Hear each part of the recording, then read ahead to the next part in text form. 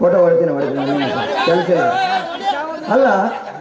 ಇದಕ್ಕ ನೋಡ್ರಿ ದೈವ ಬೇಕು ಅನ್ನೋದು ಅಲ್ಲ. ನಾನು ಕನಸಿನಾಗ ಸಹಿತ ಅನ್ಕೊಂಡಿರ್ಲಿಲ್ಲ ಒಂದ್ ಹೆಣ್ಣಿಗಾರ ಕಿಸ್ ಕೊಡ್ತೀನಿ ಅಂತ. ಆದ್ರೆ ಇವತ್ತೈತೆ ನೋಡ್ರಿ, ಅದ್ರ ಮಜನೇ ಬೇರೆ ಇರ್ತೈತೆ.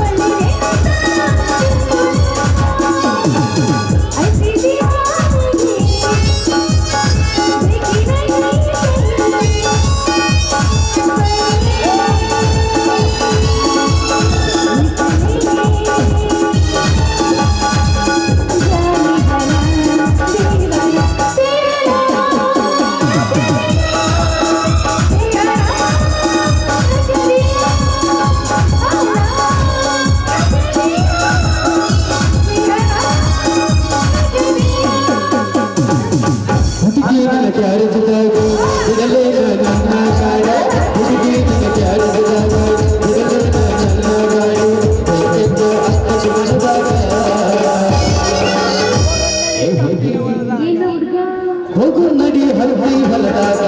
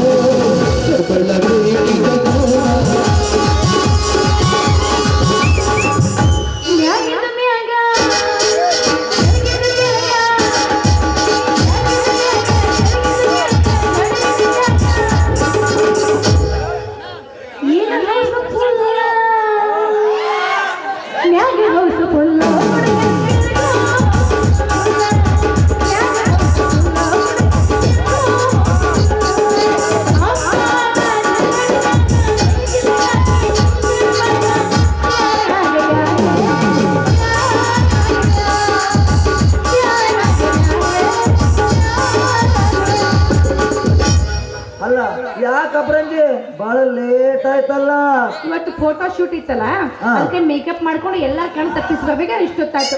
ಎಲ್ಲಿ ಐತಿ ಕ್ಯಾಮ್ರಾಮನ್ ಇಲ್ಲ ನಾನು.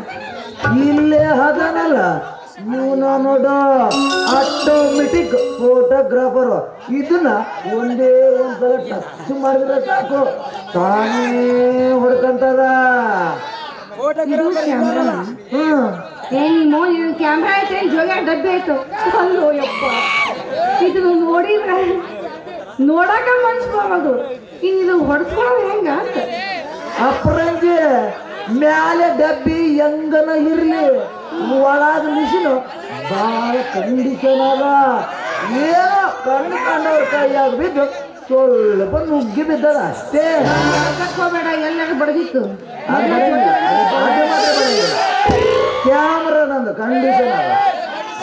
ಅಲ್ಲೋ ಈ ನಮ್ನಿ ಹೊಡ್ತಾ ತಿನ್ನ ತಂದ್ಮ್ಯಾಗ ಇದೇನು ಕೆಲಸ ಮಾಡ್ದಿತ್ತು ಇಲ್ಲೊಂದು ಯಾರಿಗೆ ಗೊತ್ತಾಗುತ್ತೆ. ಚಾಲು ಮಾಡಿ ಒಂದು 5 ನಿಮಿಷ ಬಿಟ್ಟು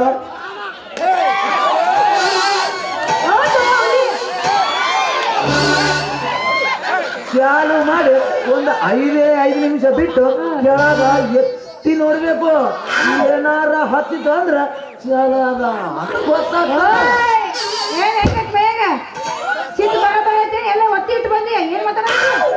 ಅಪ್ರಂಜ್ ನೀನ್ ನೋಡಕ್ ಬಹಳ ಚಂದಿದ್ದೆ ಆದ್ರೆ ನಿನ್ನ ಬುದ್ಧಿ ಮಾತ್ರ ಬಹಳ ಮಂದದ ನೋಡು.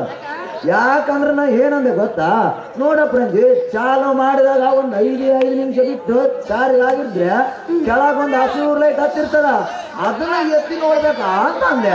ಹಂಗಂದೆ ನೀ ಏನ್ ಎತ್ತಿ ನೋಡಕ್ ಹೊಂಟ ಬೇರೆ ಎತ್ತಿ ನೋಡಂಗ ಅದೆಲ್ಲ ಆಯ್ತು ದೋಸ್ತ. ಹಾ. ನಾವ್ ನೋಡ್ದಾಗ ಚಾರ್ಜ್ ಇದ್ದು ನಾವ್ ಹೊಳ್ಳಿ ಮಾಡೋ ಮುಂದ ಶೂಟಿಂಗ್ ಮಾಡೋ ಮುಂದ ಅದ ಒಮ್ಮೆ ನಮ್ಗೆ ಆಫ್ ಆಯ್ತು ಹೆಂಗ್ ಮಾಡೋದು. ಮೊದಲ ಈ ಡಬ್ಬಿ ಮೇಲೆ ನಂಬಿಲ್ಲ. ಅಪ್ರಂಜ್ ಟೆಸ್ಟ್ ಮಾಡ್ಲಾರ್ದ ಮಷೀನಿನ ಕಿಮ್ಮತ್ತು ಕಡಿಮೆ ಮಾಡಬೇಡ. ಮೊದಲು ಒಂದೆರಡು ಪೋಜಲ ಕೊಟ್ಟು ಪರೀಕ್ಷೆ ಮಾಡು. ಕೊಡ್ತೀನಿ ಪೋಸ್ ನ ಕೊಡೋದನ್ನ ಕೊಡ್ತೀನಿ, ಚಂದಾಗಿ ಮೂಡ್ಬೇಕಂತ ನನಗೈತೆ. ಅಪ್ರಂಜ್ ಇದಕ್ಕ ಇನ್ನೊಂದು ಸ್ಪೆಷಾಲಿಟಿ ಆದದು. ಏನದು? ಇದು ಒಂದೇ ಒಂದ್ಸಲ ಹೊಡಿತಂದ್ರೆ ಮತ್ತೆ ಸ್ಟಾರ್ಟ್ ಆಗ್ಬೇಕಂದ್ರೆ ಮಿನಿಮಮ್ ಅರ್ಧ ತಾಸು ಬೇಕಾಗ್ತದ. ಅಷ್ಟೊತ್ತನ ನಾವು ಆರಾಮ್ ರೆಸ್ಟ್ ಮಾಡ್ಬೋದು. ಅರ್ಧ ತಾಸು ರೆಸ್ಟ್ ಮಾಡಿದ್ರೆ ಅಲ್ಲೇ ಉಳಿತೈತಿ. ನಿದ್ದೆ ಎದ್ದು ಮಕ್ಕೊಂಡ್ಬಿಟ್ಟಿರ್ತೀನಿ, ಆಮೇಲೆ ಎಬ್ಬಸಿ ಸಾಯ್ತೀನಿ. ಆದ್ರೆ ಇದು ಓಲ್ಡ್ ಮಾಡಲ್ಲ. ಅಲ್ಲ ಗೋಡ್ ಈಸ್ ಗೋಡ್ ಅಂತ ಯಾಕೆ ಹೇಳ್ತಾರೆ ದೊಡ್ಡವರೆಲ್ಲ? ಅಪ್ರಂಜೆ ಯಾವ್ದು ಸ್ಲೋ ಚಾರ್ಜಿಂಗ್ ಹಾಕಲ್ಲ, ಅದು ಬಹಳ ದಿನ ಬಾಳಿಗೆ ಬರ್ತದ. ಬಾಕಿ ತಗೊಂಡ್ ನಾ ಏನ್ ಮಾಡ್ಲಿ? ಹೋಗ ಅವ್ನ ಕೈ ಕೊಟ್ಟು ಬಾ, ಅವ್ನ ಫೋಟೋ ಹೊತ್ತು ಅಲ್ಲ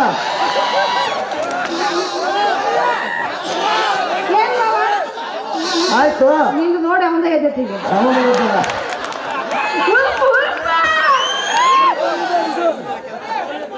ಮತ್ತೆ ನಿಂದು ತಗೊಂಡ್ಬಂದಿದ್ದೀನಿ.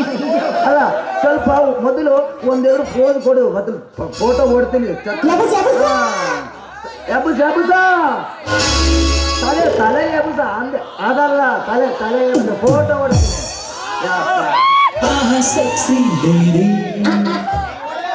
ಅಪೇಕ್ಷೆ ಅಂದ್ರೆ ಅದನ್ನೇ ಕುಣಿತಾಳ ಸಣ್ಣ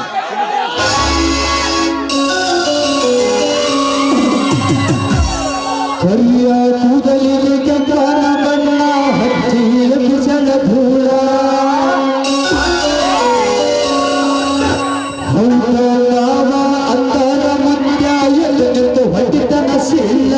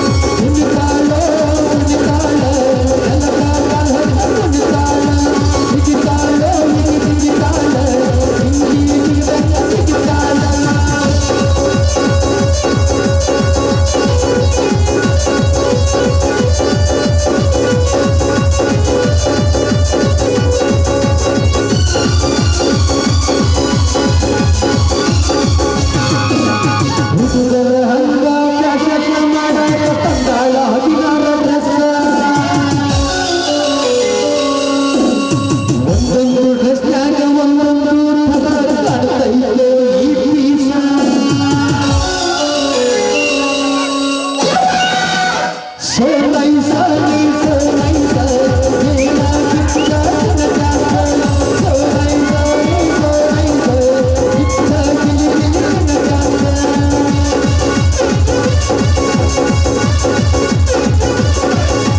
So nice, so nice, so nice, मेरा कितना प्यार, so nice, so nice, so nice, कितना कितना प्यार.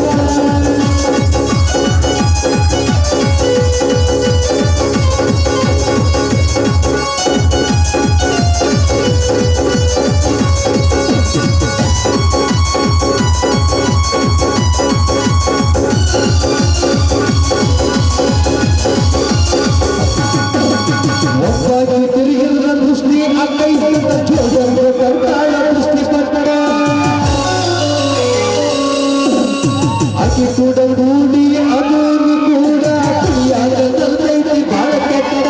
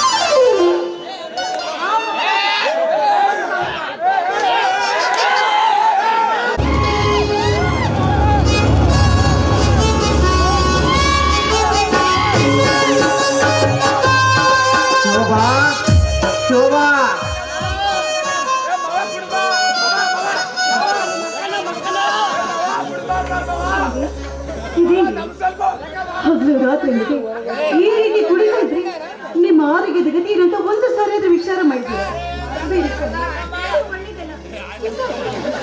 ಶೋಭಾ, ನನಗೆ ಯಾಕೋ ತರಿ ಸುತ್ತ ಇದೆ ಶೋಭಾ. ನನ್ನನ್ನು ಒಳಗಡೆ ಕರೆದುಕೊಂಡು ಹೋಗಿ ಮಲಗಿಸು ಶೋಭಾ, ಮಲಗಿಸು.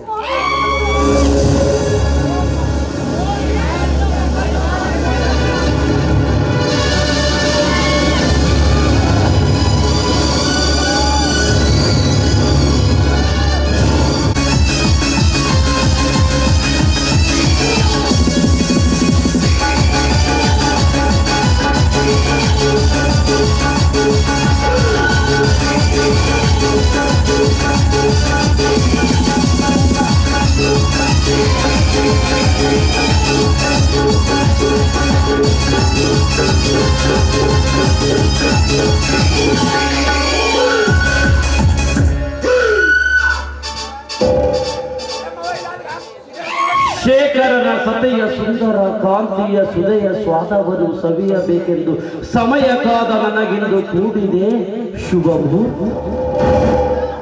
ಶೇಖರನು ಎಚ್ಚರಾಗುವ ಮುನ್ನ ಶೋಭಳೊಂದಿಗೆ ಚಕ್ಕಂದವಾಡಿ ಚಿಕ್ಕಪ್ಪನಂತೆ ನಟನೆ ಮಾಡುತ್ತಾ ಸಾಗಿಸಬೇಕು ಈ ಬ್ರಹ್ಮಚಾರಿಯ ಜೀವನವನ್ನು. ಶೋಭಾ, ಶೋಭಾ,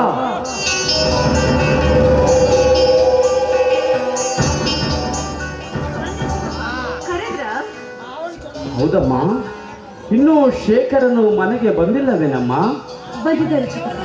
ವಿಪರೀತವಾಗಿ ಕುಡಿದು ಒಳಗಡೆ ಮಲಗಿದ್ದಾರೆ. ಹೋಗಲಿ ಬಿಡಿ ಶೋಭಾ, ನೀನದ್ಯಾವುದನ್ನು ಮನಸ್ಸಿಗೆ ಹಚ್ಚಿಕೊಂಡು ಕೊರಗಬೇಡ. ನಿಶ್ಚಿಂತೆಯಿಂದ ಹಾಯಾಗಿರು. ಏನ್ ಮಾಡ್ದು ಚಿಕ್ಕಪ್ಪ, ಇಲ್ಲ ನಿನ್ನ ಹಣೆ ಬಂದು ಪಾಲ್ಗೆ ಬಂದಿದ್ದು ಅನುಭವಿಸ್ಲೇಬೇಕು ತಾನೆ. ಹುಚ್ಚಿ, ಹಣೆ ಬರಹವನ್ನೇ ನಂಬಿ ನರಕದ ಬಾಧ ಅನುಭವಿಸುವ ಯುಗ ದಾಟಿ ಈ ಕಲಿಯುಗದಲ್ಲಿ ಕಾಲಿಟ್ಟರು ಕಾಣದ ಹಣೆ ಬರಹವನ್ನು ಓದಿದೆ ಶೋಭಾ. ಶೋಭಾ, ಈ ನನ್ನ ಮನೆ ಅದೆಷ್ಟೋ ರಾಜ ವೈಭವದಿಂದ ತುಂಬಿ ತುಳುಕಾಡುತ್ತಿದ್ದರೂ ನೀನು ನೆಮ್ಮದಿಯಿಂದಿರದಿದ್ದರೆ ಮರಳು ಭೂಮಿಯಂತೆ ಬಣಗುಟ್ಟುವುದನ್ನು ಕಂಡು ಸಹಿಸದು ನನ್ನ ಬನ.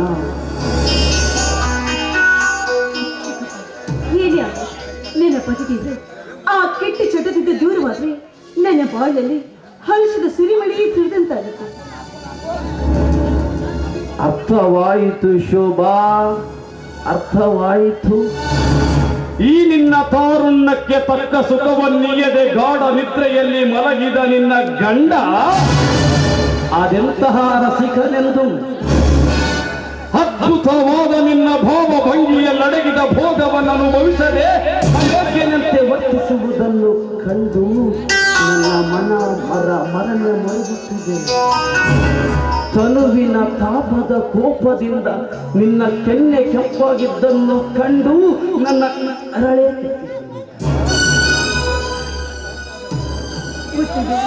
ಅವರ ಹಿತಕ್ಕಾಗಿ ನಾನು ಏನು ಮಾಡಲು ಅವರು ಕುರಿತದ ಚಟದಿಂದ ದೂರವಾಗಿ ನನಗಷ್ಟೇ ಸಾಕು. ಅವರಿಗಾಗಿ ನಾನು ಎಂತ ತ್ಯಾಗವನ್ನಾದರೂ ಮಾಡ್ತೇನೆ ಚಿಕ್ಕಪ್ಪ. ಶೋಭಾ, ಕೈ ಹಿಡಿದ ಕನ್ಯೆ ರತ್ನವನ್ನು ಕಸದಂತೆ ಕಂಡರೂ ಇನ್ನೂ ಅವನ ಆಸೆ ಇಟ್ಟುಕೊಂಡ ನಿನಗೆ ಆತ್ಮತೃಪ್ತಿ ಲಭಿಸದು. ಕಾಳಜಿ ಕನಿಕರವಿಲ್ಲದ ಕ್ರೂರಿಗೆ ನಿನ್ನ ವೇದನೆ ಅರ್ಥವಾಗಲಾರದು ಶೋಭಾ. ವ್ಯರ್ಥವಾದ ವ್ಯಸನಗಳಿಂದ ನಿನ್ನ ಯೌವನ ಹತ್ಯೆ ಮಾಡಿಕೊಳ್ಳಬೇಡ ಶೋಭಾ. ಚಿಕ್ಕಪ್ಪ,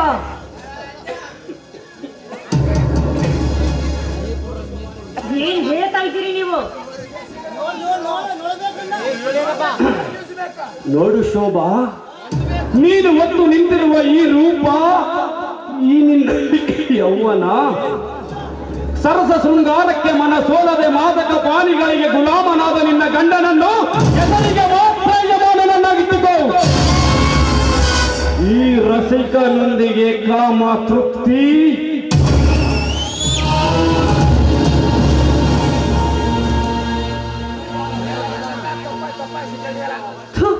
ರಾಕ್ಷಸ, ಉಚ್ಚರಿಸಿದಿರೋ ಅವಾಚ್ಯ ಶಬ್ದಗಳನ್ನ ಚಿಕ್ಕಪ್ಪ ಅಂತ ಹೇಳಿದ್ರು ಕೂಡ ಈ ರೀತಿಯಾಗಿ ಮಾತಾಡ್ತಾ ಇದೆಯಲ್ಲ, ಇದೆಲ್ಲ ಸರಿಯೇನೋ? ಕ್ಷೀರದಿರು ಚೆಲುವೆ, ಇದೇನು ಹೊಸದಲ್ಲ ಈ ಪ್ರಪಂಚದಲ್ಲಿ. ಮಾನವ ತನ್ನ ತೃಪ್ತಿಗಾಗಿ ಏನು ಬೇಕಾದರೂ ಮಾಡಲು ಹಿಂಜರಿಯದ ಶೋಭಾ. ಈ ನಿನ್ನ ದುಡುಕು ಸ್ವಭಾವ ಏನನ್ನು ಪಡೆಯಬೇಕು. ಕಮಲ್, ಮಕ್ಕಳ ಕಾರ್ಯದಲ್ಲಿ ಮಗಳು ಅಂತ ಕರೆದು ಈಗ ನನ್ನನ್ನು ಮೋಹಿಸೋದಕ್ಕೆ ಬಯಸ್ತಾ ಇದೆಯಲ್ಲ, ನೀನು ಕೂಡ ಒಬ್ಬ ಮನುಷ್ಯನ? ನೀನು ಹೇಳಿದ ಹಾಗೆ ನಿನ್ನ ಮಾತಿಗೆ ಹೂ ಅನ್ನೋದಕ್ಕೆ ನಾನೇನು ಹಾದ್ರಕ್ಕೆ ಹುಟ್ಟಿದ ಹೆಣ್ಣರ ಒಬ್ಬನೇ ಮೂರ್ಖ. ಶರತ್ಕಾಲದಲ್ಲಿ ಚಂದ್ರನಂತೆ ಹೊಳೆಯುವ ನಿನ್ನ ಮುಖ ಕಮಲದಷ್ಟೇ ಕಾಂತಿಯುಕ್ತವಾದ ವಿಶಾಲ. ಇವೆಲ್ಲವೂ ನನ್ನನ್ನು ಮೋಹಜಾಲದಲ್ಲಿ ಬಂಧಿಸಿದಾಗ ಸ್ಥಾನದ ಬೆಲೆಯನ್ನು ವಿಚಾರಿಸದು ನನ್ನ ಮನ. ನೋಡು ಶೋಭಾ, ನೋಡು ಶೋಭಾ, ಈ ಏಕಾಂತ ಸ್ಥಳದಲ್ಲಿ ಬೇರೆ ಯಾವುದನ್ನು ವಿಚಾರಿಸಿದ್ರೆ ನನ್ನ ಆಸೆಯನ್ನು ಈಡೇರಿಸಿ. ಕಾಮ ಪಿಶಾಚಿ, ನಿಲ್ಲಿಸು ಈ ನಿನ್ನ ಅಧರ್ಮದ ದುರ್ಬುದ್ಧಿಯದ. ನೀನೇನ್ ಮಾಡ್ತಾ ಇದೆಯಾ ಅಂತ ನಿನಗೇನಾದ್ರು ಅರಿವಿದೆಯೇನು? ದೇವರಂತ ನನ್ನ ಗಂಡನಿಗೆ ಕುಡಿತದ ಚಟವನ್ನು ಕಲಿಸಿ ನನ್ನ ಸಂಸಾರವನ್ನೇ ಹಾಳು ಮಾಡಿಬಿಟ್ಟಿಯಲ್ಲ, ನನ್ನ ಮೇಲೆ ನಿನಗೆ ಯಾಕೋ ಅಂಥ ದುರಾಸೆ?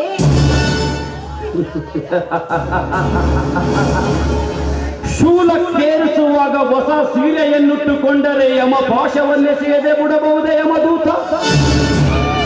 ದೈವ ಒಲಿದು ಬಂದಾಗ ದೂರು ಕರೆಸಿದರೆ ದರಿದ್ರತನಕ್ಕೆ ದೊಡ್ಡ ಬೇಟೆಯ ಸಿಕ್ಕಂತೆ ಸರಿ. ನೋಡಿ ಶೋಭಾ, ಸಮಯವನ್ನು ವ್ಯರ್ಥ ಮಾಡಿ ಆ ನಿನ್ನ ಗಂಡ ಕುಡುಕನಿಂದ ಪಡೆಯದ ಸುಖವನ್ನು ಈ ರಸಕನಿಂದ ಅನುಭವಿಸು. ಬಾ ನಿಲ್ಲ ಚಾಂಡಾಲ, ಈ ನಿನ್ನ ವಂಚನೆಯಿಂದ ಮೊದಲು ಇಲ್ಲಿಂದ ಹೊರಬೀಳು. ಕಾಮದಾಹದಿಂದ ಕೆರಳಿದ ನನ್ನ ಆತ್ಮತೃಪ್ತಿ ಹೊಂದುವ ತನಕ ಹೋಗಲು ಇಲ್ಲಿಂದ. ಅದು ಈ ಜನ್ಮದಲ್ಲಿ ಸಾಧ್ಯವಿಲ್ಲ ಅಂತ ತಿಳಿದುಕೋ. ಅಸಾಧ್ಯವೆಂಬ ಶಬ್ದದ ನಾದವನ್ನೇ ಕೇಳಿಲ್ಲ ಇಲ್ಲಿವರೆಗೂ ಈ ರುದ್ರಗೌಡನ ಕರಣಗಳು.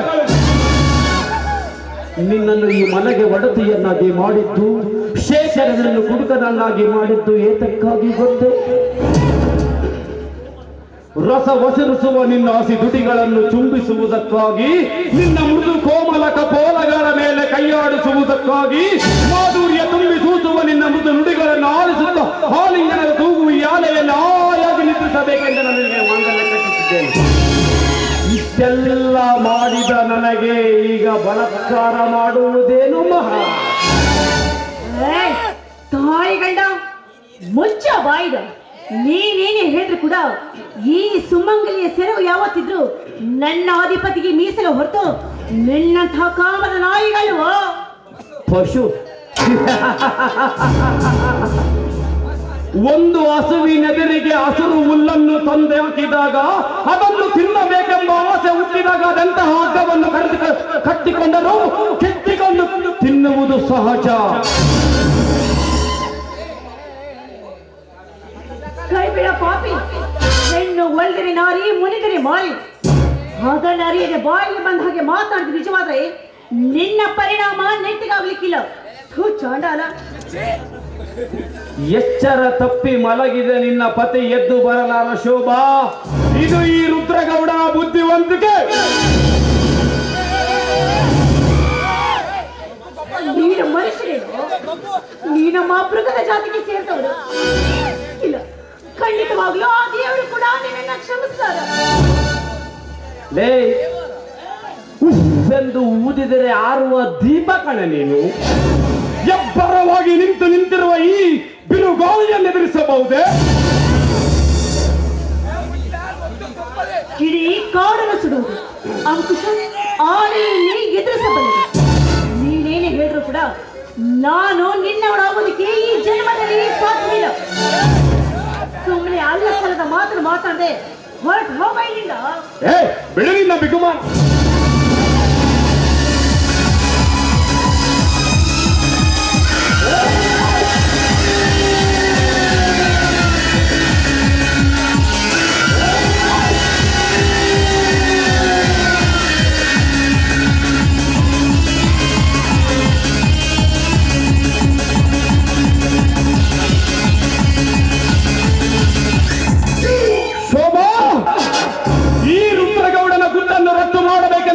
ಅಪ್ಪಣೆ ಇಲ್ಲದ ಪತಿಗೃಹವನ್ನು ಬಿಟ್ಟು ಹೋದರೆ ನಾನು ಕಟ್ಟುವೆ ಎಂಬುವ ಶಬ್ದ. ಮಡದಿ ಮಗ್ಗಿಲಲ್ಲಿ ಮಲಗಿರುವಳೆಂದು ಗಾಢ ನಿದ್ರೆ ಹೋಗದಿರು ಮನುಷ್ಯ. ತಸ್ಮಹೇ ಜಾಗೃತೋ ಜಾಗೃತಃ ಎಂಬ ಕಗ್ಗಂಟನ್ನು ನಿನ್ನ ಪತಿಗೆ ತಿಳಿ ಹೇಳಿ ಅವನಿಂದಲೇ ನಿನ್ನನ್ನು ಅಪವಿತ್ರನೆಂದು ಒಪ್ಪಿಸಿ ಕಟ್ಟಿದ ತಾರಿಯನ್ನು ಕಿತ್ತಿಸದಿದ್ದರೆ ನನ್ನ ಹೆಸರು ರುದ್ರಗೌಡನೇ ಅಲ್ಲ.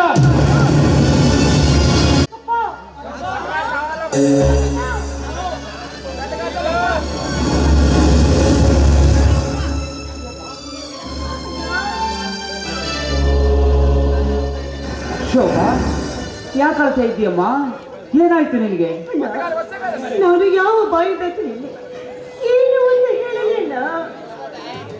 ಶೋಭಾ, ಈ ಅಪರಾತ್ರಿಯಲ್ಲಿ ನೀನೊಬ್ಬನೇ ಬಂದಿರಲು ಕಾರಣವೇನಮ್ಮ? ಶೇಖರ್ ಏನಾದರೂ ಅವರ ಭವಿಷ್ಯವನ್ನು ಶೂನ್ಯ ಮಾಡಿ ಅವರ ಜೀವನ ಹಾಳು ಮಾಡಿಬಿಟ್ಟ ನೀಚ ಚಿಕ್ಕಪ್ಪ. ಶೋಭಾ, ಏನ್ ಹೇಳ್ತಾ ಇದೀಯಮ್ಮ? ನಿನಗೇನಾದರೂ ಕೆಟ್ಟ ಕನಸು? ಇಲ್ಲ,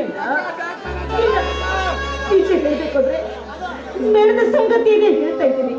ಅವರ ಪಾಲಿಗೆ ಆ ನಿಜ ಮಾವನಾಗಿಲ್ಲ, ಕಾಳ ಸರ್ಪವಾಗಿ ಕಾಡ್ತಾ ಇದ್ದಾರಲ್ಲ. ಶೋಭಾ, ಶೋಭಾ,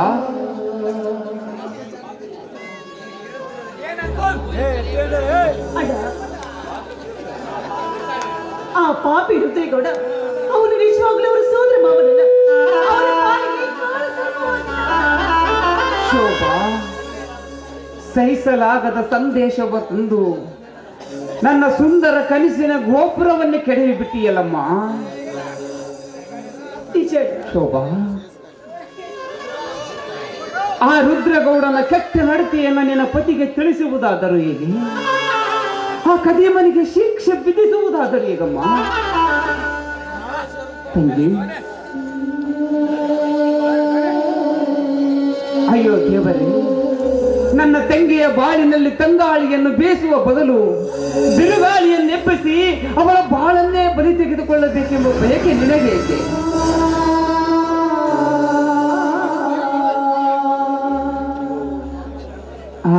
ತಂಗಿ, ಇದು ನಿಮ್ಮ ಮನೆತನದ ಮರ್ಯಾದೆ ಪ್ರಶ್ನೆಯಮ್ಮ. ಈ ವಿಷಯ ನಮ್ಮಿಬ್ಬರ ಹೊರತು ಬೇರೆ ಯಾರಿಗೂ ಗೊತ್ತಾಗಬಾರದು. ಅದಕ್ಕಾಗಿ ನೀನು ಪುನಃ ಗಂಡನ ಮನೆಗೆ ಹೋಗಲೇಬೇಕಮ್ಮ. ಸುತ್ತಿ ಕುಳಿತ ಬೇಟೆಗಾರನಿಂದ ನಾನು ಈಗಾಗಲೇ ತಪ್ಪಿಸ್ಕೊಂಡು ಬಂದಿದ್ದೇನೆ. ಮತ್ತೆ ಈಗ ಅಲ್ಲಿಗೆ ಹೋಗು ಅಂತ ಹೇಳ್ತೀಯ? ಇಲ್ಲ ಇಲ್ಲ, ನೀನು ಇಲ್ಲದೆ ನಾನು ಅಲ್ಲಿಗೆ ಹೋಗುದಿಲ್ಲ. ಅವನಿಗೆ ಬುದ್ಧಿ ಕಲಿಸೋ ತನಕ ನಾನು ಆ ಮನೆಗೆ ಹೋಗ್ಲಾರೆ. ಶೋಭಾ, ನೀನಿಲ್ಲಿದ್ದವನಿಗೆ ಬುದ್ಧಿ ಕಲಿಸುವುದಾದರೂ ಹೇಗೆ? ಆ ಕದಿಮನಿಗೆ ಶಿಕ್ಷೆ ವಿಧಿಸುವುದಾದರೂ ಹೇಗೆ? ಹೇಳಮ್ಮ, ದಯಮಾಡಿ ನನ್ನ ಮಾತು ಕೇಳಿ ನಲ್ಲಿ ಹೋಗಲೇಬೇಕು. ಶೋಭಾ, ಸಾಧ್ಯವಿಲ್ಲ. ಬೇಕಿದ್ರೆ ಹೋಗೋದ್ರೆ ನಾನೇ ಮನೆಯನ್ನೇ ಬಿಟ್ಟು ಹೊರಟು ಹೋಗ್ತೀನಿ. ಆದ್ರೆ ನಾನ್ ಮಾತ್ರ ಆ ಮನೆಗೆ ಹೋಗ್ಲಾರೆ. ಶೋಭಾ, ನಿನಗೆ ಹೋಗಲು ಇಷ್ಟವಿಲ್ಲದಿದ್ದರೂ ನನ್ನ ಮಾತಿಗೆ ಬೆಲೆ ಕೊಟ್ಟಾದರೂ ನೀನಲ್ಲಿ ಹೋಗಲೇಬೇಕು. ತಂಗಿ, ನಿನ್ನ ಕಾಲನ್ನು ಹಿಡಿದು ಕೇಳುತ್ತೇನಮ್ಮ, ವಿಳಂಬ ಮಾಡದೆ ಇಲ್ಲಿಂದ ಹೋಗಬೇಕು.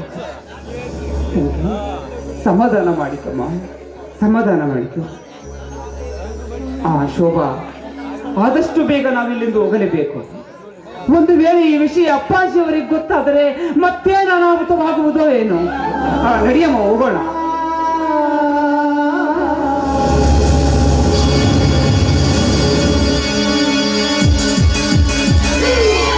ನಿಲ್ಲು ಪತಿಘಾತಕಿ!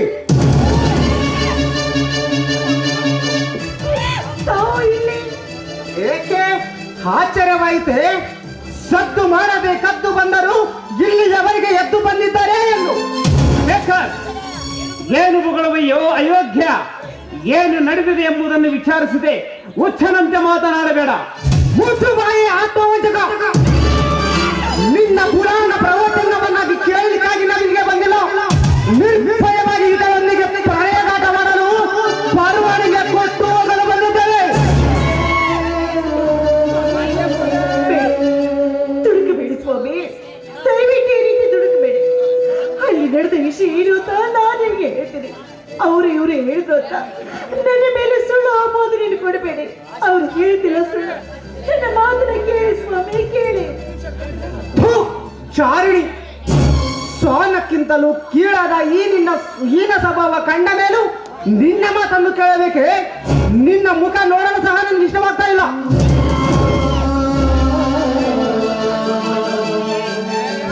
ಅಯ್ಯೋ ಇದೆ, ಮತ್ತೆ ಅವ ವಿಪತ್ತಿನ ತಂದೊಡ್ಡಿದೆ ಏನೇ ಮಾಡಿಡಲಿ. ಸ್ವಾಮಿ, ನಿಮ್ಮ ಚರಣ ದಾಸಿಯಾದ ನಾನು ನೀವಂತೆ ಅನ್ನಂತ ಮೋಸೋದಕ್ಕೆ ಸಾಧ್ಯನಾ? ನಾನಂತ ಹೊಲಸ ಕೆಲಸ ಮಾಡೋದಕ್ಕೆ ಸಾಧ್ಯನಾ? ಇಲ್ಲ, ಅವ್ರು ಹೇಳೋದಿಲ್ಲ ಸುಳ್ಳು. ಅವ್ರ ಮಾತ್ರ ನಂಬೇಡಿ. ದಯವಿಟ್ಟು ನನ್ನ ಮಾತ್ರ ಸ್ವಲ್ಪ ಸಮಾಧಾನವಾಗಿ ಕೇಳಿ ಸ್ವಾಮಿ, ಕೇಳಿ. ಓಹೋ, ಆದರ್ಶ ನಾರಿ. ಮೊದಲ ಎಂದರೆ ಮೋಜಿನಾಟವನ್ನು ತಿಳಿದುಕೊಂಡೆಯ ಬಜಾರಿ. ಏನು ಇದೆಲ್ಲ ಸರ್? ಇದೆಲ್ಲ ನಿನ್ನ ಆಸೆ? ಇದು ನನ್ನ ಆಸೆ.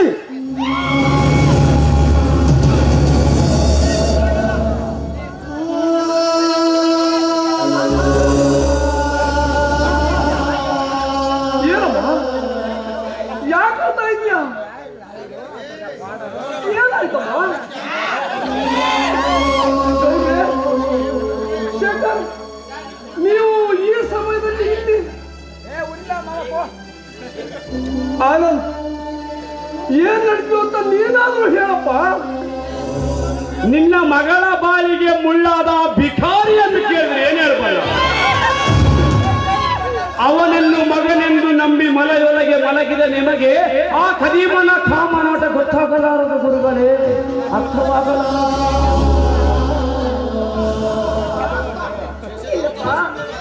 ಇಲ್ಲ, ಅವ್ರು ಹೇಳ್ತಾ ಇರೋದೆಲ್ಲ ಕಟ್ಟುಕತೆ. ಅವರ ಮಾತನ್ನ ನಂಬಬೇಡ.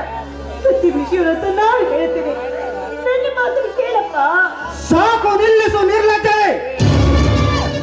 ಬಹಿರಂಗ ಬಹಿರಂಗದಲ್ಲಿ ಅಣ್ಣ ತಂಗಿರಂತೆ ನಡೆಸಿ ಅಂತರಂಗದಲ್ಲಿ ಪ್ರೇಮಿಗಳಾಗಿ ತಾಳಿ ಕಟ್ಟಿದ ಗಂಡನನ್ನು ಕತ್ತು ಇಚ್ಚಿ ಕೊಲ್ಲುವ ಕಟುಕ ಎಣ್ಣೆ ಯಾರಿಗೆ ಬೇಕಾಗಿದೆ ಈ ನಿನ್ನ ಹೇಳಿಕೆ? ಶಕಲ ಯಾರು ಮಗಳು ಅಯೋಗ್ಯ ಅಣ್ಣ ತಂಗಿಯರ ಮತ್ತೆ ಅನುಮಾನವೇ? ನೋಡಿದೆ ಏನು ಶೇಖರ? ಎತ್ತ ಕರಳು ಮಗಳ ಹೀನ ಕೃತಿಗಳನ್ನು ಕಣ್ಣಾರೆ ಕಂಡರೂ ಅದನ್ನು ಮುಚ್ಚಲು ಪ್ರಯತ್ನಿಸುತ್ತಾರೆ ವಿನಃ ಬಿಚ್ಚಿ ಹೇಳಲು ಯಾರು ಬಯಸಲಾರರು. ಇವರ ಪ್ರಣಯಲಾಟವನ್ನು ನಾವೇ ಪ್ರತ್ಯಕ್ಷವಾಗಿ ಕಂಡಾಗ ನವದಾಳಿಕೆ ಅವನ ಅವಶ್ಯಕ. ಅಯ್ಯೋ ದೇವಿ, ಏನು ವಿಚಿತ್ರಲ್ಲಪ್ಪ. ನೀನು ಶೋಭನೊಂದಿಗೆ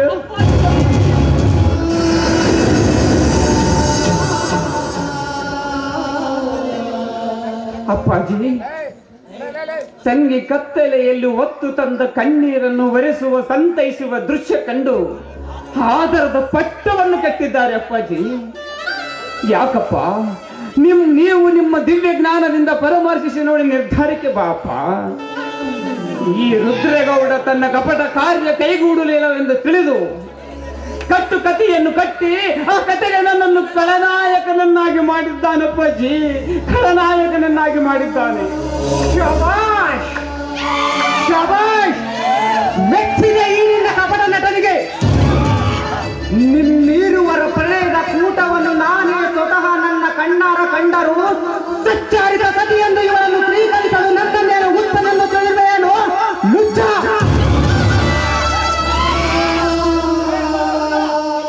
ಕೈ ಹಿಡಿದ ಗಂಡನಿಗೂ ಜನ್ಮ ಕೊಟ್ಟ ತಂದೆಗೂ ಬಗೆಹರಿಸಲಾರದ ಇವಳ ಸಮಸ್ಯೆಗೆ ಈ ಭಿಕಾರಿಯ ಪರಿಹಾರಕವಾಗಬೇಕಾದರೆ ನಿಮ್ಮ ಮಗಳ ಸಮಸ್ಯೆದೇನೆಂಬುದು ನೀವೇ ಅರಿತುಕೊಳ್ಳಿ ಗುರುಗಳೇ, ನೀವೇ ಅರಿತುಕೊಳ್ಳಿ.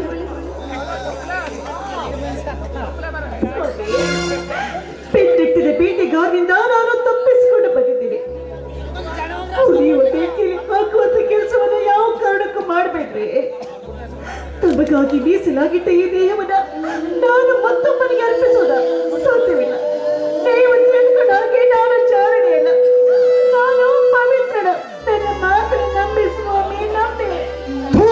ಪತಿಗಳೇ, ನೀನು ನಿಜವಾಗಿಯೂ ಪಾವನಳಾಗಿದ್ದರೆ ನಡೆದ ಘಟನೆಯನ್ನು ನನ್ನ ಮುಂದೆ ಹೇಳಬೇಕಾಗಿತ್ತು.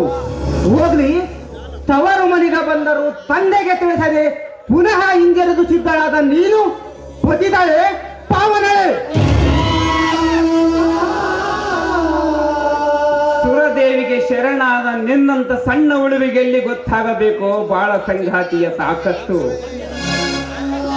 ಮಧ್ಯದ ಅಮಲಿನಲ್ಲಿ ಎದ್ದು ಬಂದು ಏನನ್ನು ವಿಚಾರಿಸದೆ ಯಾವುದನ್ನು ನೋಡದೆ ನಮ್ಮಿಬ್ಬರ ಪವಿತ್ರವಾದ ಅಣ್ಣ ತಂಗಿಯರ ವಾತ್ಸಲ್ಯದಲ್ಲಿ ಕಿಂಚಿತ್ತ ಅನುಮಾನ ಪಡದೆ ಈ ಕೀಚಕನ ನಿಜ ಸ್ವರೂಪವನ್ನು ತಿಳಿದುಕೋ. ಮಾತಿನಲ್ಲಿ ನೀನು ಮಹಾ ಚಾಣಕ್ಯನೆಂಬುದು ನಾ ಬಲ್ಲೆ. ಮೋಸಗಾರ ತನ್ನ ರಕ್ಷಣೆಗಾಗಿ ಮಾತಿನ ಮೂಟೆಯನ್ನೇ ಕಟ್ಟಿಕೊಂಡಿರುತ್ತಾನೆ. ಅಂತಹ ಮಹಾ ನಯವಂಚಕ ನೀನು. ಅದನ್ನು ಬಿಚ್ಚಿ ತೋರಿಸದಿರು ನಿನ್ನ ಜಾಣತನವನ್ನು. ನೀರುವರ ಪ್ರಣಯದ ಕೂಟವನ್ನು ಸ್ವತಃ ನಾನು ನನ್ನ ಕಣ್ಣಾರ ಕಾಣಲಿಲ್ಲವೇ? ಏನಂತೆ? ನೀನು ನಮ್ಮಿಬ್ಬರ ಪ್ರಣಯದ ಆಟವನ್ನ ನಿನ್ನ ಕಣ್ಣಾರೆ ಕಂಡೆಯ? ಹುಚ್ಚ, ಈ ಜಗತ್ತನ್ನೇ ನೋಡಬಲ್ಲ ಎಂಬ ಅಭಿಮಾನವುಳ್ಳ ಈ ಕಂಗಳು ತನ್ನನ್ನು ಹಿರಿಯಲು ಬಂದಿದ್ದ ಕತ್ತಿಯನ್ನು ಕಾಣದಿದ್ದರೆ ಇಡೀ ಜೀವನ ಪರ್ಯಂತದವರೆಗೆ ಕುರುಡರಾಗಿ ಕತ್ತಲಲ್ಲಿ ಕಾಳು ಕಳೆಯಬೇಕಾಗುತ್ತೆ. ಹೇ, ನಿನ್ನ ಗೊತ್ತು ವೇದಾಂತ ನನಗೆ ಬೇಕಾಗಿಲ್ಲ. ನೀನು ಬಯಸಿ ಕರೆಸಿದ ಈ ಬಜಾರಿಯಿಂದ ಶಾಶ್ವತ ಸುಖ ಪಡಲು ನಿನ್ನ ಯೇಷ ಭೂಷಣವನ್ನು ಪ್ರದರ್ಶಿಸಬೇಕಾಯಿತು ಅಷ್ಟೇ.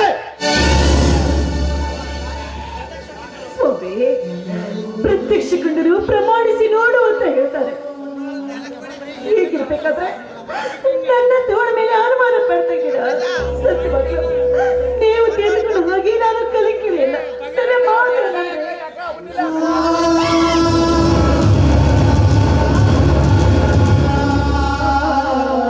ಸದ್ದು ಮಾಡದೆ ಕದ್ದು ಬಂದಾಗಲೇ ಸತ್ತು ಹೋದಾಯಿ ನಿನ್ನ ಸ್ವಾಮಿ.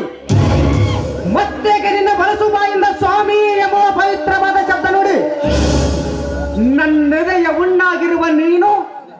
ಹಣ್ಣರ ಪಾಲಿಗೆ ಹಣ್ಣಾಗಿರುವೆ. ಇನ್ನು ಹಣ್ಣಿನಲ್ಲಿ ರಸ ಇದೆ, ರುಚಿ ಇದೆ. ಎಲ್ಲವನ್ನು ಸೇವಿಸಿ ಸಿಪ್ಪೆ ಮಾಡುವ ತನಕ ಯಾರು ನಿನ್ನನ್ನು ಕಿತ್ತೊಗೆಸಲಾರರು.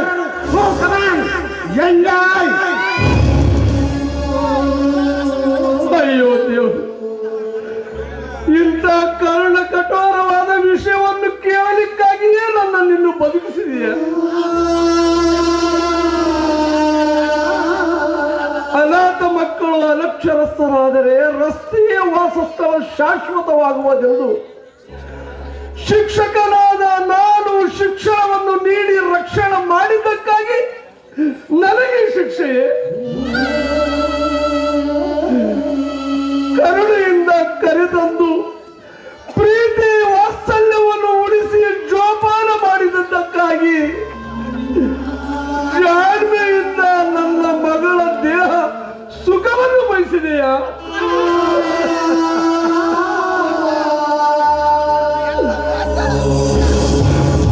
ನಿನ್ನ ಬಾಯಿಂದ ನಾನು ಅಪ್ಪ ಎಂದು ಕರೆಸಿಕೊಂಡು ಸಂತೋಷಪಟ್ಟೆ.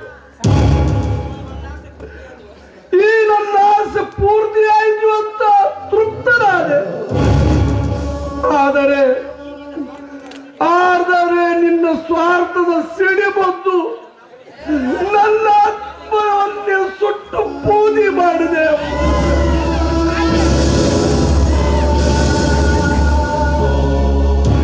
ಅಪ್ಪಾಜಿ, ಶಕುನಿಯ ಮಾತನಿಗೆ ಸಾತ್ವಿಕನಿಗೆ ಈ ರೀತಿ ಮಾತಾಡಬೇಡ. ಈ ನೀಚ ರುದ್ರೇಗೌಡ ನಮ್ಮ ಜೋಡಿ ಬಾಂಧವ್ಯ ಬೆಳೆಸದ ಏತಕ್ಕಾಗಿ ಗೊತ್ತಾ? ನನಗಾಗಿ, ಈ ಹೆಣ್ಣಿನ ದೇಹದ ಸುಖಕ್ಕಾಗಿ ನನ್ನ ಮದುವೆ ಮಾಡಿಸಿ ನನ್ನ ಗಂಡನನ್ನ ಕುಡಿತದ ಚಿಟ್ಟಕ್ಕೆ ಸೇರಿಸಿ ಅಲ್ಲಿಂದ ನನ್ನನ್ನು ದೂರ ಮಾಡಿ ನನ್ನನ್ನ ತನ್ನವಳನ್ನಾಗಿ ಮಾಡಿಕೊಳ್ಬೇಕು ಅಂತ ಪ್ರಯತ್ನ ಪಟ್ಟ. ಅದಕ್ಕೆ ನಾನು ನಿರಾಕರಿಸಿದಕ್ಕೆ ಆ ನೀಚ ಬಾಯಿ ಬಂದಾಗೆ ಮಾತಾಡ್ದಂತ ಆ ಮನೆಯಿಂದ ಈ ಮನೆಗೆ ಬಂದು ಆದರದ ಪಟ್ಟವನ್ನು ಹೊತ್ತು ನಿಂತಿನಪ್ಪ. ಆದರದ ಪಟ್ಟವನ್ನು ಕೇಳಿದೆ ಏನು ಶೇಖರ? ನನ್ನ ಮನೆತನದ ಘನತೆ ಗೌರವಗಳನ್ನು ಕಾಪಾಡಿಕೊಳ್ಳಬೇಕೆಂದು ಬಂದ ನನಗೆ ಮೋಹಾಪೇಕ್ಷೆಯ ಅಪವಾದ. ಸುರಳಿತವಾಗಿ ಸಾಗಬೇಕಾಗಿರುವ ಇವರ ಸರಸ ಸಂಲಾಪಕ್ಕೆ ಅಡ್ಡಿಯಾದನೆಂದು ಆನಂದದ ಸೋಗನ್ನಾಕುತ್ತಿದ್ದಾಳೆ. ಶೇಖರ, ಆದರಕ್ಕೆ ಕೈ ಹಾಕಿದ ಹೆಣ್ಣು ಯಾವುದಕ್ಕೂ ಹಿಂಜರಿಯುವುದಿಲ್ಲ ಎಂಬುದಕ್ಕೆ ಇದುವೇ ಪ್ರತ್ಯಕ್ಷವಾದ ಸಾಕ್ಷಿ.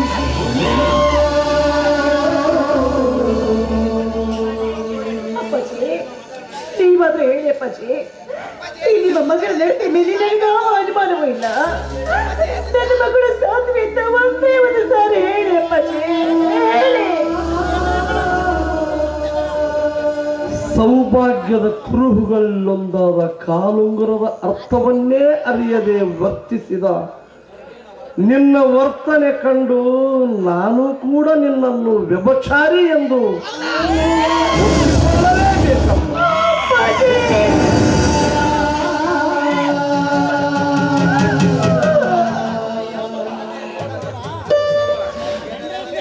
ಶಿವರಾಜಪ್ಪನ ಸುಪುತ್ರಿ ಶೋಭಾ ಎಂಬ ಸುವರ್ಣ ಅಕ್ಷರಗಳನ್ನು ಮದುವೆಯ ಆಮಂತ್ರಣ ಪತ್ರದಲ್ಲಿ ಮುದ್ರಿಸಿ ಶುಭ ಮುಹೂರ್ತದಲ್ಲಿ ಮಾಂಗಲ್ಯ ಕಟ್ಟಿಸಿ ಆ ಮನೆ ಬೆಳಗಲಿ ಅಂತ ಆನಂದಾಶ್ರಗಳೊಂದಿಗೆ ಬೀಳ್ಕೊಟ್ಟೆ. ಆದರೆ ನೀನು ಆದರಿ ಅಂತ ಅಮಂಗಲ ಅಕ್ಷರಗಳನ್ನು ಒತ್ತಿ ಸತ್ಯ ಧರ್ಮದಿಂದ ಬೆಳಗಿದ ನನ್ನಿ ಮನೆತನಕ್ಕೆ ಕಪ್ಪು ಕಳಶವನ್ನಿಟ್ಟೆ.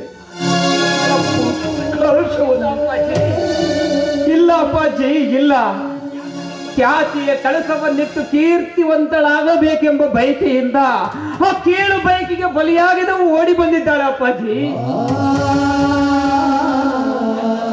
ವ್ಯರ್ಥವಾದ ನಿನ್ನ ವಿಶ್ವಾಸ ಸತ್ತು ಹೋದ ನನ್ನ ಆತ್ಮಶಾಂತಿಯನ್ನು ಮತ್ತೆ ಬದುಕಿಸದು. ಭಿಕಾರಿಯಾದ ನಿನಗೆ ಪ್ರೇಮ ಅಂತಃಕರಣವನ್ನು ಭಿಕ್ಷೆ ನೀಡಿದ್ದಕ್ಕಾಗಿ ತಕ್ಕ ಶಿಕ್ಷೆಯನ್ನೇ ವಿಧಿಸಿದ್ಯಪ್ಪ, ತಕ್ಕ ಶಿಕ್ಷೆಯನ್ನೇ ವಿಧಿಸಿ.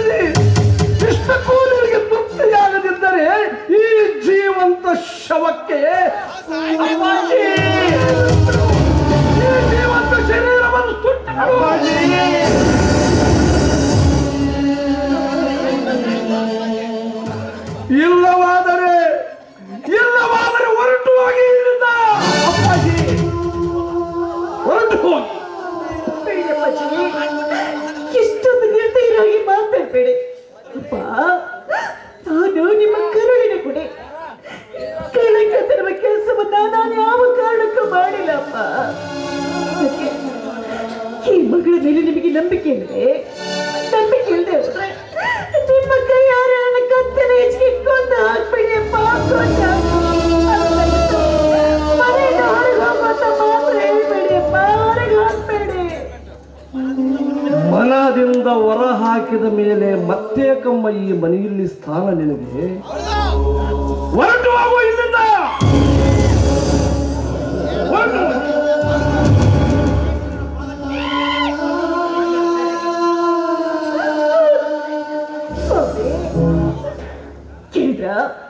ಕೇಳಿದ್ರ ಇವನ ಹೇಳಕ್ಕೆ ಎಲ್ಲರೂ ನನಗೆ ಬಾಯಿಗೆ ಬಂದಾಗ ಹೇಗೆ ಮಾತಾಡ್ತಾ ಇದ್ದಾರೆ ಅಂತ.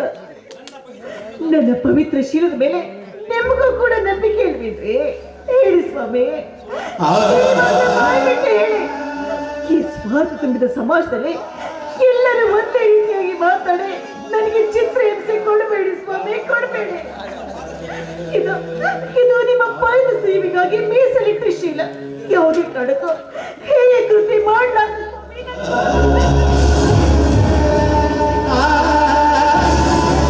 ಪ್ರಿಯಕರನ ಪ್ರೇಮವನ್ನು ಬಯಸಿದ ಹೆಣ್ಣು ಬೇಡವಾದ ಗಂಡನಿಗೆ ಬಿಸಬೆರೆಸಿ ಸಾಯಿಸಲು ಹಿಂದಿರುವುದಿಲ್ಲ. ಅಂತಹ ಹೀನ ಕುಲಕ್ಕೆ ಸೇರಿದ ಏಸಿಯನ್ನು ನೀನು ಈ ಪಾಪಿ, ಮುಟ್ಟದಿರು ನಿನ್ನ ಪಾಪಿ ಕೈಗಳಿಂದ ನನ್ನ ಪಾದವನ್ನು.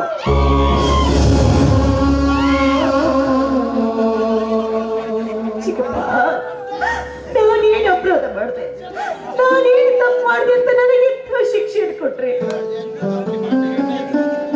ಚಿಕ್ಕಪ್ಪ, ನನ್ನ ಕಪಿಮುಷ್ಟಿ ಹೆಸರಿಗೆ ನನ್ನ ಪವಿತ್ರತೆ ಶೀಲವನ್ನೇ ಹಾಳು ಮಾಡಬೇಕು ಅಂತ ಬಯಸಿದ್ರಲ್ಲ, ನಿಮಗೆ ಯಾಕೆ ದುರ್ಬುದ್ಧಿ?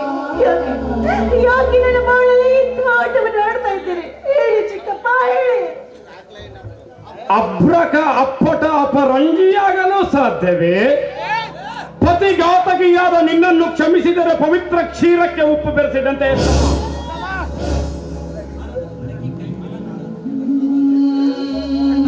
ತಂಗಿ, ಕೈ ಹಿಡಿದ ಗಂಡ ಕುಡುಕನಾದಾಗ, ಜನ್ಮ ಕೊಟ್ಟ ತಂದೆ ನಿರ್ದಯನಾದಾಗ ನಿನ್ನ ಕಣ್ಣೀರಿಗೆ ಬೆಲೆ ಬಾರದಮ್ಮ. ದುಷ್ಕರ್ಮಿಗಳ ಕಾಲಿಗೆರಿಗಿದರೆ ಕರುಗದಮ್ಮ ಕಲ್ಲು ಹೃದಯ, ಕಾಣದಮ್ಮ ಅಂತ ಕರುಣೆ. ಅತ್ತರೆ ಕಣ್ಣುಗಳನ್ನೇ ಕಿತ್ತುವ ಕಟುಕರ ಕೂಟವಮ್ಮ ಇದು.